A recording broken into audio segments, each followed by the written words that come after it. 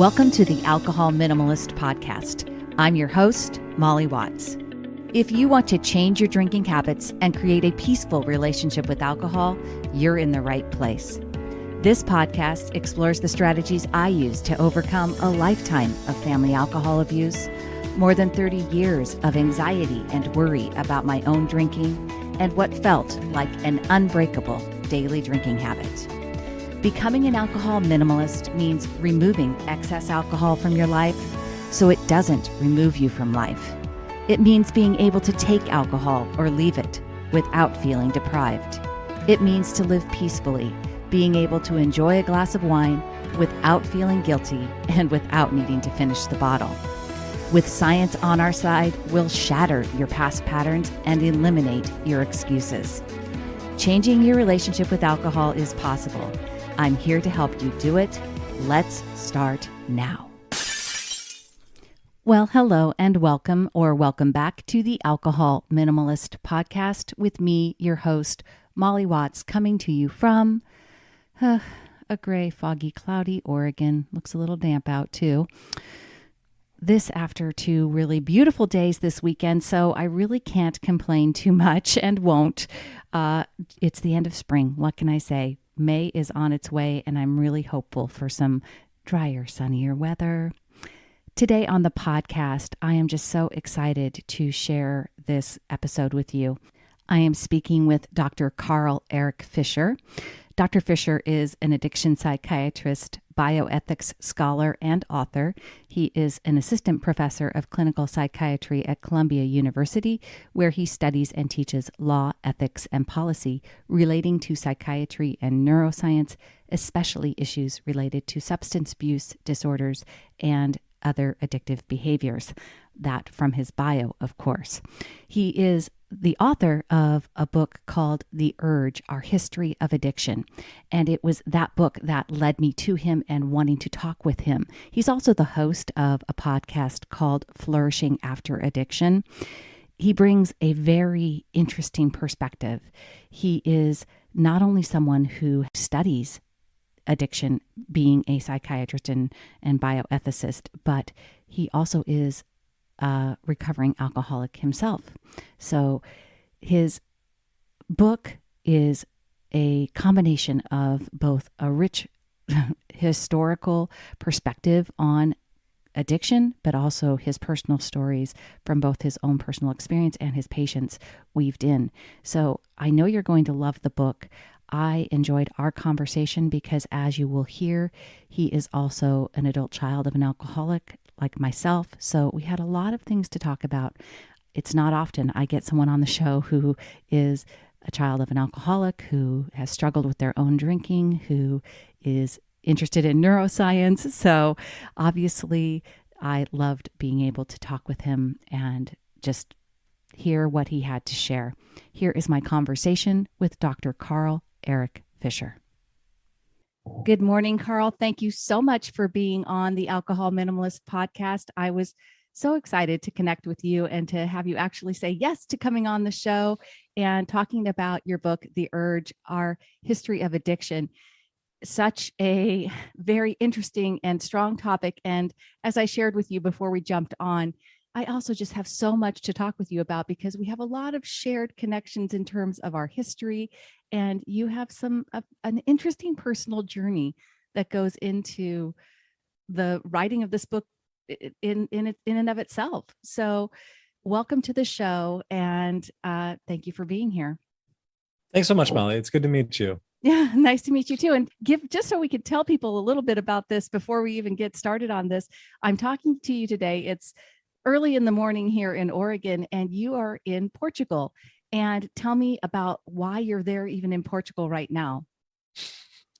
Sure thing. Well, I'm in Lisbon, Portugal, for a variety of reasons. Honestly, the major professional reason is because Portugal is world famous for its drug policy. Yeah. They had a massive problem with very public drug issues and drug-related disorder in the capital, primarily in the 1990s. And then they enacted this really momentous piece of legislation where they decriminalized drugs for personal consumption. Mm-hmm. So you couldn't drive up to the Lisbon port with a boat full of heroin or cocaine. But if it was a small quantity that someone could use for personal consumption, it was not criminalized at all. And even if somebody was recurrently causing problems in a public space, they would get access to treatment. And in the worst case, they would be brought before a non-criminal committee that would Mm-hmm. try to help connect them with services that would help them with their problems. There's a lot more we could say about that if you're interested, but I was interested to see it firsthand. I Yeah. wanted to be on the ground because, frankly, everyone trots out Portugal as an example of their preferred position. People on one side of the spectrum say, but Portugal shows that we should do this or that, and on the other side, people say, oh no, Portugal doesn't say that. What they actually say is this. And I wanted to get what the urge taught me about these topics is it was really useful to get into the intellectual and the cultural history, to get a sense of the deep history across multiple fields of study, across multiple ways of understanding a phenomenon. And I wanted to do a little of that with Portugal. But I also have a 6-year-old son. I wanted to make sure he had a international Yeah. experience. It was a good time with COVID. People are more comfortable with Right. video With, psychotherapy. yeah. So it just felt like a good time to go and to have that experience as a family. So that's a big part of it too. How awesome. How awesome. Yeah. And I love the fact. So yeah, you kind of wove it in there perfectly. So let's talk about the urge and the history of our addiction, and kind of give me what you really wanted to accomplish in terms of writing this book, and what you hoped it would accomplish for the world, for putting it out there into the world. What Give me the show. I know it's not easy, because there is, just as you said, it's multi-generational, it's multicultural, it's multidisciplinary. There's just a lot of things that kind of come into addiction. So what was your goal in terms of writing the book? Well, it was pretty simple in terms of the goal. It was personal. It was the Okay. book that I wanted for myself, but I couldn't find. Mm-hmm. There are lots of great books about addiction. I've benefited from a lot of them. But when I was in early recovery from addiction, I would say about like a year in, I had this sense that I was relatively stable. I wasn't worried about like relapsing that day or that week, but I still had this big question in me. I went to medical school and then psychiatric residency at Columbia University. And around the time I graduated med school and then went on to further training as a doctor, uh, I was living a double life, basically. On the surface, I was on top of the world. I had won multiple graduation awards and had gotten into my preferred program, which, according to some metrics, is the best psychiatry training program in the country. And uh, I just thought I was on the way to academic superstardom. But part of that was also me trying to put up a strong front and me trying to prove to the world that I was okay, because I was also really struggling with alcohol, and then a little later with stimulants like Adderall and Mm-hmm. cocaine. And so throughout the early years of my residency, I had increasing problems with staying out late, coming in late, mouthing off to my supervisors, to the point where my program staged a sort of quasi intervention. And these people that I had known for years and years because of my medical training basically said, "Hey, Carl, we can tell that something is wrong. Like, what is it? How can we help? Like, do you need to go into treatment?" And I said, I lied and said, "It's not alcohol. I know what this looks like, but really I'm just, I'm having trouble with the adjustment, whatever." And so there's more we can say about the problems, but fast forwarding to the Yeah. solution is I had a manic and psychotic episode that was fueled by alcohol and Adderall. And then I wound up in this sort of funny, unique program called a physician health program. In Mm-hmm. most states, but not all states, have this, where if a physician is having problems with substance use, they get into a sort of voluntary monitored program where there's monitored treatment and monitored urine screens. And so I went to a specialized rehab for doctors, and I got to do all of that. And part of that was in large part because of my own privilege and just the luck of being a physician having the Sure. resources to be able to do all of that. And so I got out of the program, and I was feeling relatively safe. And like I said, I wasn't feeling like I was going to relapse that day, but I still had this big question to me that was basically, what the heck had just happened to me? Like, Right. what is this thing called addiction? So I went to the scientific and then the medical literature, and I found that it was really sort of hard to make sense of. It was polarized, and everybody was seizing onto one small piece of the puzzle. Some people say it's a brain disease. Some people say, oh, we should use behavioral economics to figure it out, so forth and so on. There's one book that has like 30 different theories of addiction. Mm-hmm. And I just had this intuition that taking a broader view and looking at things like history, philosophy, arts and culture, so forth, would just be helpful to me. It would be helpful to answer that question: what had gone wrong in me, and what had gone wrong in my family as well. And so that's what got me started on the whole project. Yeah. So, just so because this show, my podcast, is not dedicated to people in recovery. I myself was a habit drinker, but one of the things that I share in common is being an adult child of an alcoholic. So, Mm, I called my habit oxymoronic because it seemed to make no sense to me after my mother had been in treatment. My mother never recovered. She passed away of as the result of an alcoholic binge at the age of 81, which is almost mm, unheard of, as you know, because mm. most alcoholics simply don't live that long. But so to say that it's been an ever-present part of my life, I think, is not an understatement. And so when I developed my own uh, disordered use of alcohol, I like I said, it was I guess I only call it oxymoronic because it just seemed to make no logical sense. I had so many reasons to not turn towards alcohol, and yet I did. But I also had a lot of stories in my head about the fact that I was genetically predisposed, all of this stuff Mm. that I thought that just made it natural for me to desire alcohol more.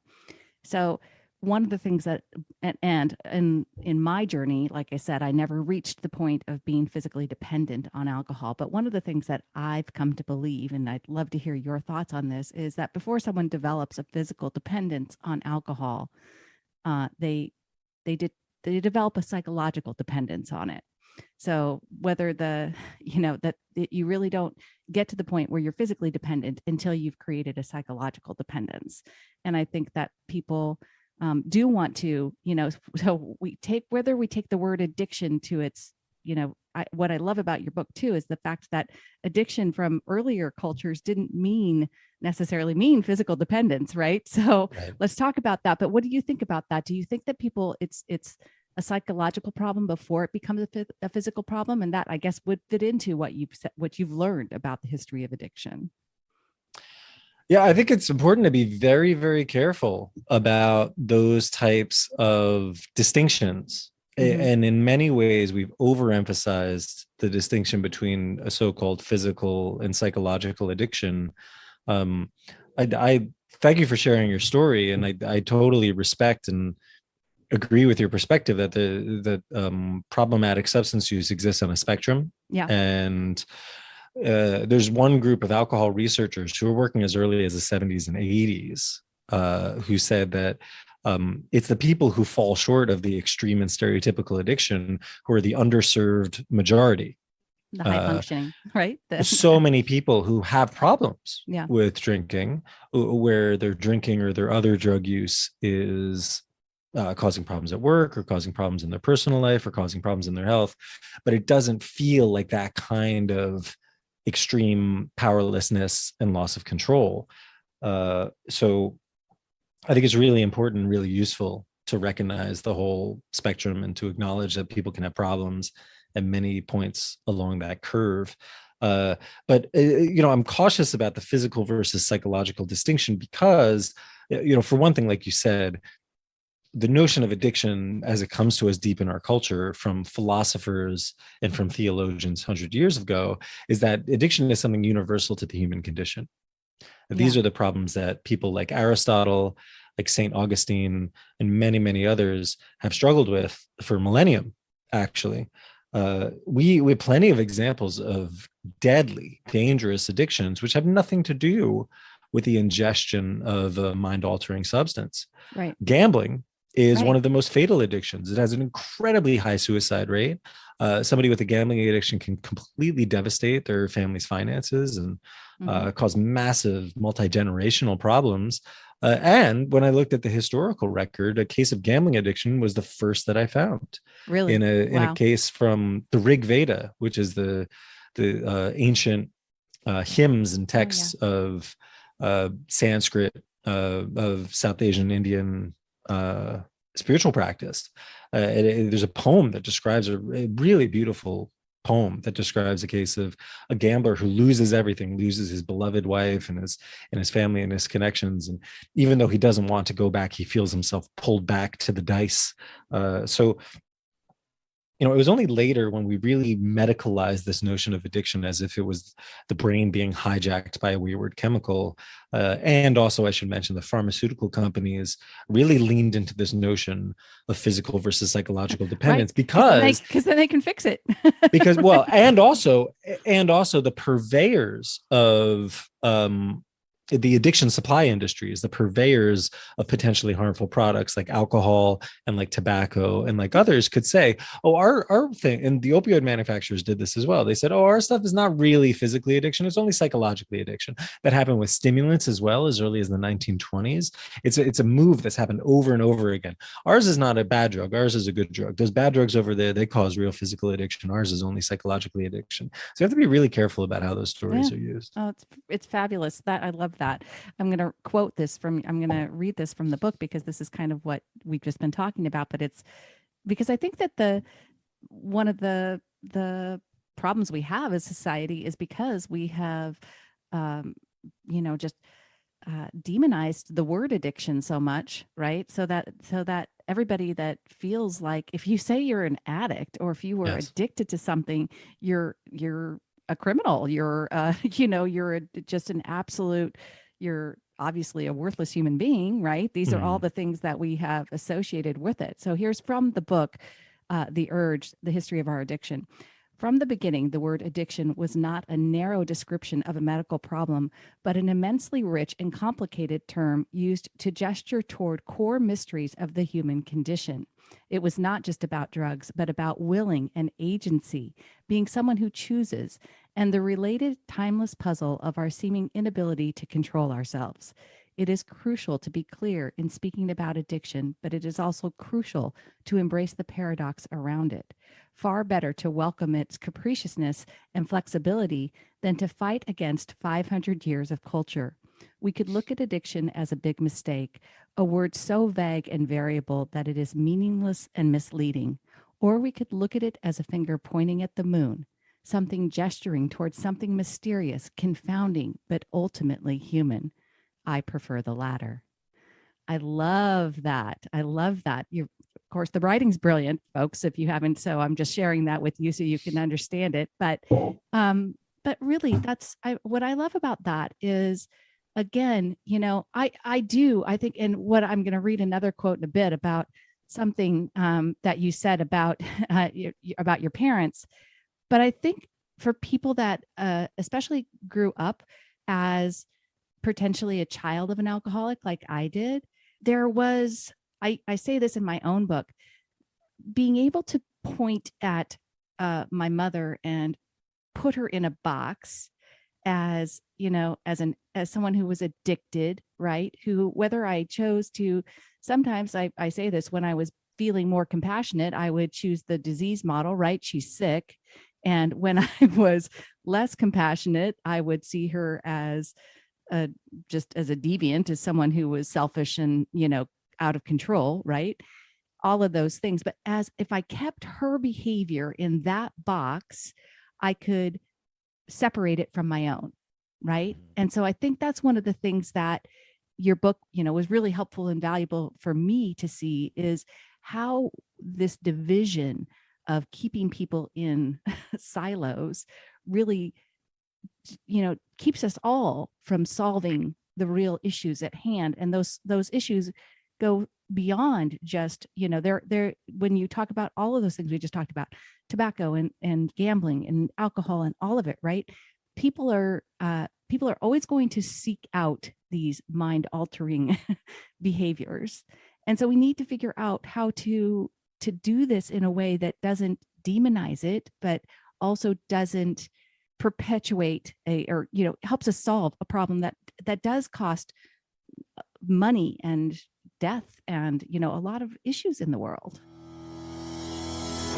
Hey everyone, just a quick break here in the show to talk with you about Sunnyside.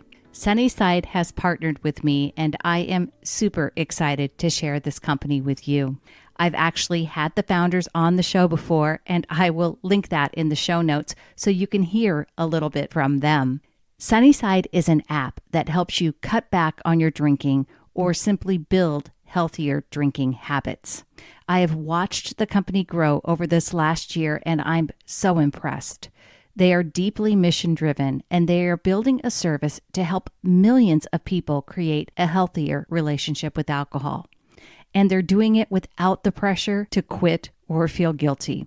So, of course, it aligns with everything I talk about here at Alcohol Minimalist.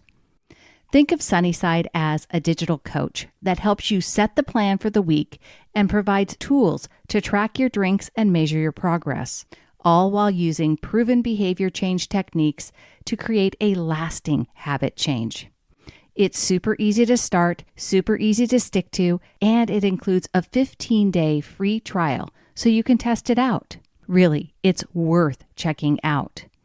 Head on over to sunnyside.co/minimalist to get started today.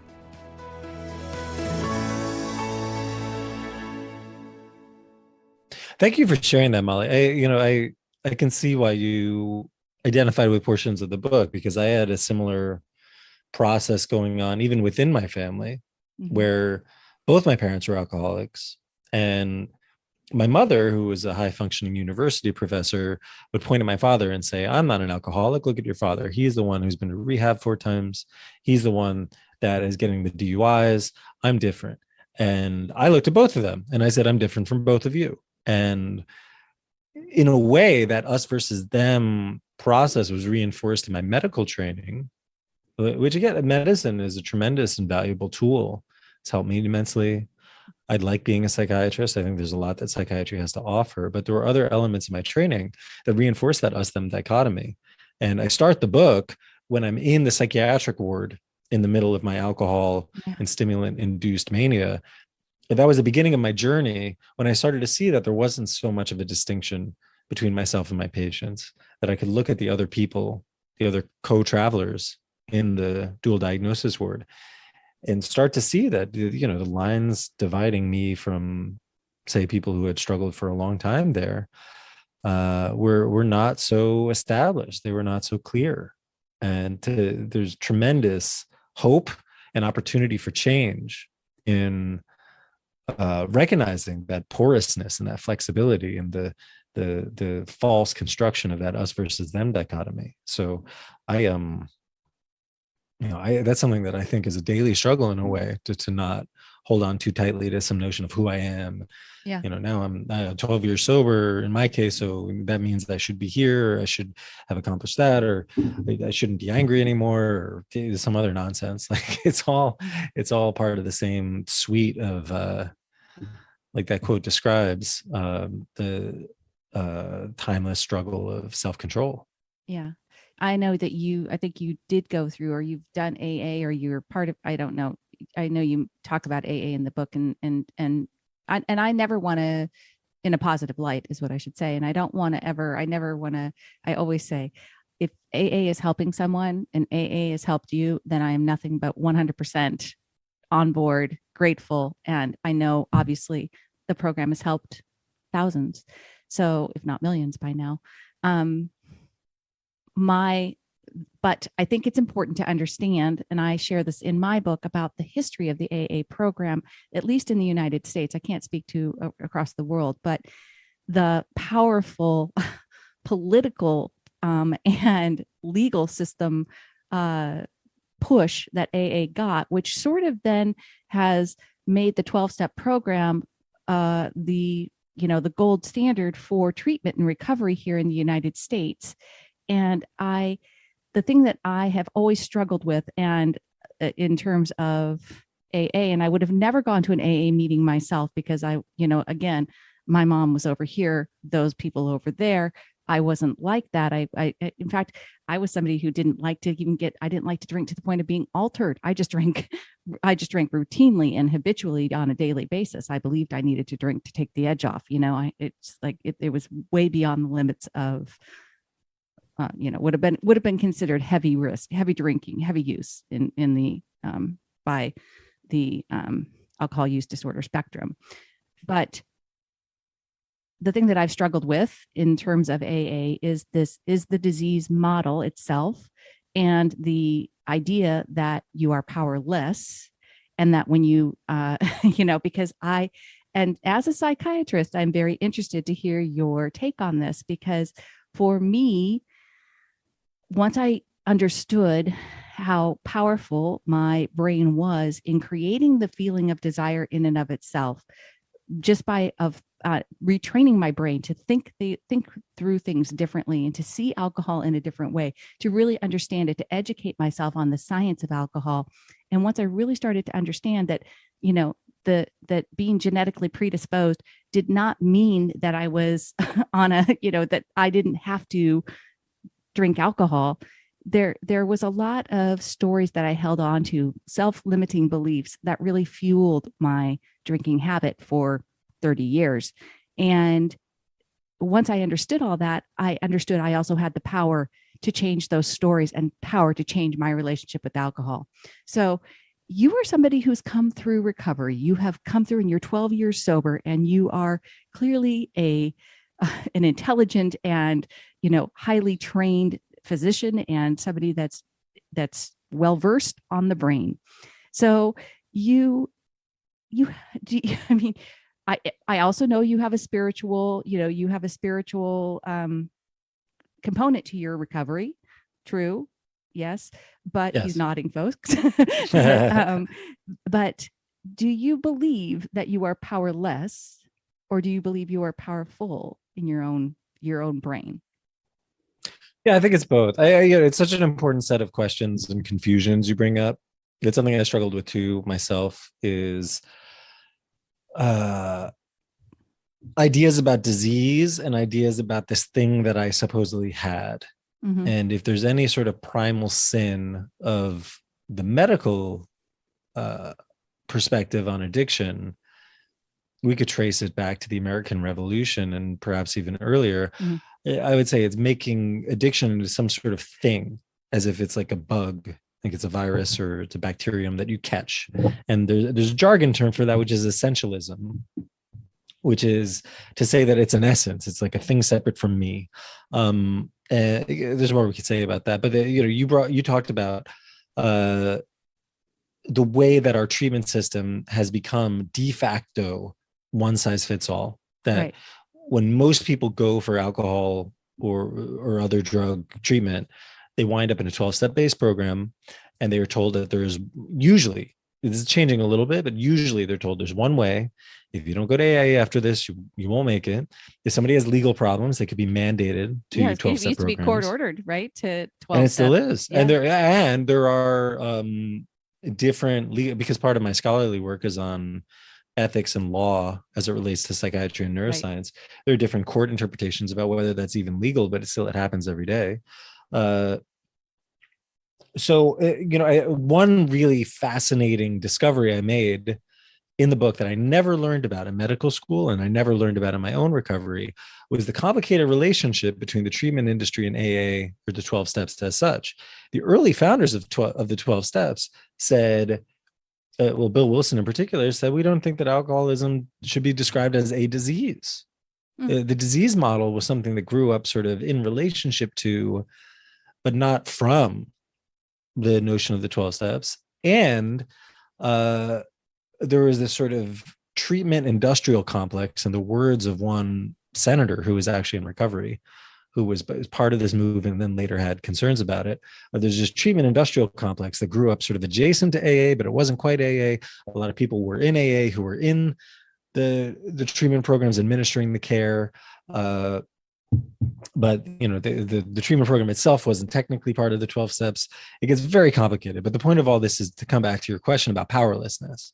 And I think there's a way that the notion of powerlessness has been institutionalized in certain treatment settings as a method of coercion and control and a one-size-fits-all model that doesn't always serve everyone. In a way, it was worse in the 80s and 90s when I have one quote from the book from the head of a major treatment center in the 80s who said, I can guarantee you, if you don't go to AA after you leave here, you'll never make it. We just know that's not true. And even worse, we knew back then that it wasn't true. And when I say we, I mean the medical and research enterprise, that there was good research on the fact that people with alcohol problems had many different pathways of recovery. And some people recovered through an abstinence-based program, but others didn't. And we do people a tremendous disservice when we elide those differences and we obscure that diversity. So I'm not trying to dodge your question. For me personally, my addiction was about a feeling of powerlessness, for sure. Mm-hmm. I had an experience of constantly working to discipline myself and reading self-help books and embarking on these individualistic projects of self-improvement, and it just did not work for me. And what I needed was more humility and more help from the outside. I needed other people. I needed to, in a way, to use a spiritual term, to surrender more to that sort of system. But there are a lot of people who are not privileged white men who don't need that, who don't need to right. downsize their ego and themselves, and they might need a different set of ideas or considerations. But I think powerlessness is ultimately a spiritual concern, and it depends on one's spiritual commitments. It's not really a medical idea.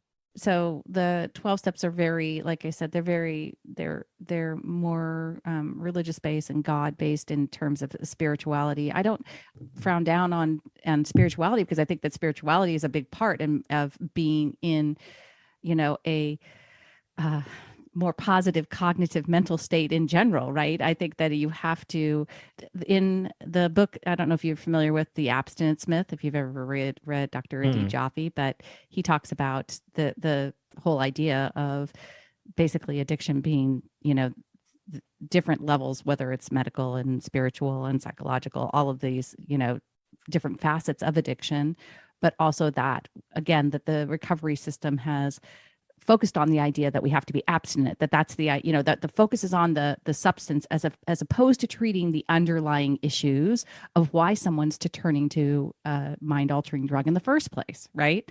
We have to understand, and we have to be able to find out what's going on that's making us want to drink in the first place. Yeah. In your book, you said people use drugs for reasons. The banality of that statement is matched only by our constant lack of mindfulness to it. The message screams from the pages of addiction memoirs. So again, it's like we have to understand, we have to get at the core reason. And that's really why I'm doing what I'm doing and talking to people before they get to the point where they, whether, again, we don't need to worry about whether or not they need treatment or in their recovery, or if they've just got a habit that doesn't serve them and they're using alcohol. And this is what I talk about a lot, using alcohol to try to buffer away emotions and trying to solve emotional issues with alcohol is not something that is ever going to lead to a peaceful relationship with alcohol or a healthy, if whether it's, or any other type of mind altering behavior. You have to be able to, to solve your emotions in a way that, and I talk about doing it with, really understanding the connection between how my own thinking causes how I feel about things was really pivotal for me.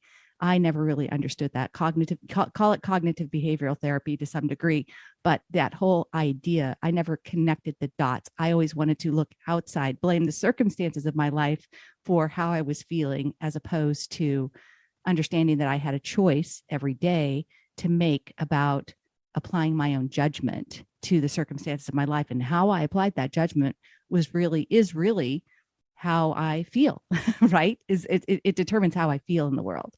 And so that whole idea of really understanding the underlying core values of why someone turns to a drug, turns to alcohol. Do you believe that that's really for you was understanding? Because you're obviously, yeah, you were, from the outside, you looked like somebody that had everything in the world going for you, right? Everything in the world. So understanding what was driving you to turn to try to change how you were feeling with a drug. Yeah, one thought that comes to mind is that I did do a lot of work on understanding, Uh-huh. and even went into pretty intensive psychotherapy with a well-regarded fancy Ivy League psychotherapist, and we concocted all of these existential explanations for why I was drinking, and it didn't help me that much. So the why is not always useful, but I do think it is really useful to change our yardstick. Or as you said, our yardstick for how someone is doing in whatever you want to call it, whether it's recovery or resolving a substance problem, has been abstinence. And that's really misguided. And it's only very, very recently that the head of the National Institute of Drug Abuse, for example, has come out and said that this is not the only yardstick, and we need to do better research, and we need to find other ways of measuring human flourishing and how people are actually doing in their lives. So what if we, for example, made our yardstick someone's happiness, their functioning at work, or their relationships, and that in a way, that's an important individual treatment change that I think the medical field is only now starting to do, and there's a lot of inertia working against that. And it's an important societal change that is starting to happen in our commonly held cultural ideas about what it means to resolve a problem with substances, and also in our policy decisions and things like harm reduction. The whole notion of harm reduction, for example, is the idea of saying, rather than controlling somebody's use, our yardstick is, how is someone doing? What would any positive change look like? And it's long overdue, because again, people were doing this work, depending on how you look at it, centuries ago. But yeah, I have a lot of hope for looking in a more careful way about what actually matters, what is actually useful to somebody's life in treatment, in their personal lives, and otherwise. So I think it is really important to get beyond the sort of surface level idea of just controlling use as if that would solve the problem, because it just doesn't. Yeah, I know. And I know, like I said, I know your work is much more broad spectrum, and you're talking about all different types of addictions and all different types of issues and opioids and, all of that, which is very complicated. There's a lot of perspectives and a lot of different forces at will that are trying to steer the ship, so it does make it a continuing and ongoing challenge. It will be, I suspect, if your book is any indication, I don't know that 500 years from now, there won't be somebody else writing about a book about addiction that will cover all of these years, because I don't know that it's going away anytime soon. But I couldn't agree more. Yeah, I Yeah. couldn't agree more. I don't think that addiction is something that ends. I don't think that substance problems are something that ends. I think that everybody has some small portion of it, at least. Everyone has the experience of struggling with self-control. It could be carbs, could be work, could be the internet, Right. it could be self-esteem, money, choose your poison. But all of that investigation I did about the broader cultural, historical, policy questions, I want to mention that I did all that for myself. I did that because it mattered to me, because it was actually useful to how I made sense of my own problems. That we can see in those broader social responses, the way people have struggled with addiction epidemics for hundreds and hundreds of years. If we look at that, we can see reflected the way people make sense of self-control, and see the way that people make sense of their struggles to control their habits, to control their alcohol, to control their use, to make sense of it in the context of systems of treatment or economic systems that are producing potentially addictive products. And so That's why I wove in the personal story as well, is to be rigorous about constantly returning it back to what actually matters. What matters for me? What matters for my patients? Mm-hmm. Yeah. Well, as I said, a beautifully written book. I will link it in the show notes, folks, so you can go find it.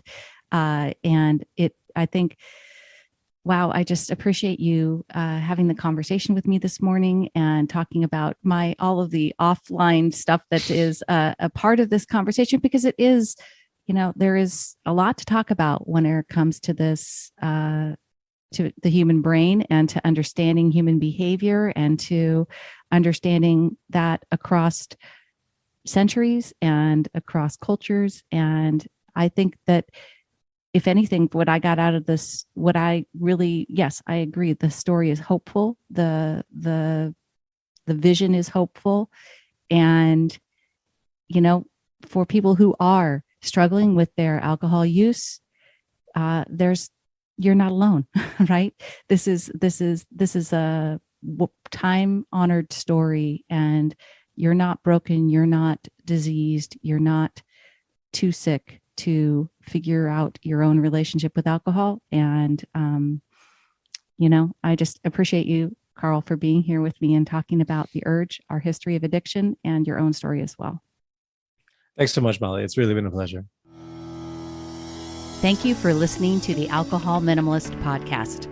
This podcast is dedicated to helping you change your drinking habits and to create a peaceful relationship with alcohol. Use something you learned in today's episode and apply it to your life this week. Transformation is possible. You have the power to change your relationship with alcohol now. For more information, please visit me at www.mollywatts.com.